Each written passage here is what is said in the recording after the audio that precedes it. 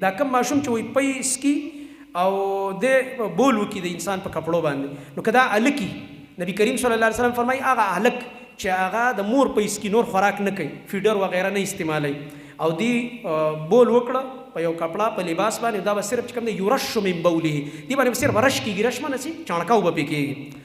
او دغه رنګ ویغسل من بول الجاریه، که وړه جینۍ وه ماشومه وه او هغې بول وکړه اگر که د مور پی خوري نو دا به انځلی کېږي. علت یې څه دی؟ حکمتونو پسې بعضې علما ګرځي، حکمت پسې مه ګرځه.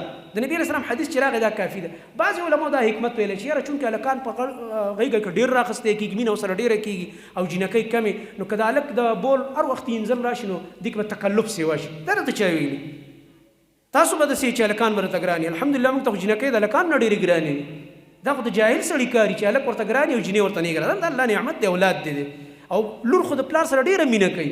نو دا غلطه خبره، دا علت ما ته صحیح نه ښکاري. الله اعلم کېدای شي زه به پکې خطا یم. بله وجه دا ده چې علماو ذکر کړې ده او دا یو طبي شانته وجه ده، هغه دا ده چې د دې هلک دا بول چې دي دا رقیق دي او دې کې بدبو کمه ده، نو لحاظه دا په چڼکاو باندې هم د ځایله کېږي. او د جینۍ دا بول چې کوم دي دا سخت دي، غلیظ دي، غلاظت پکې دی.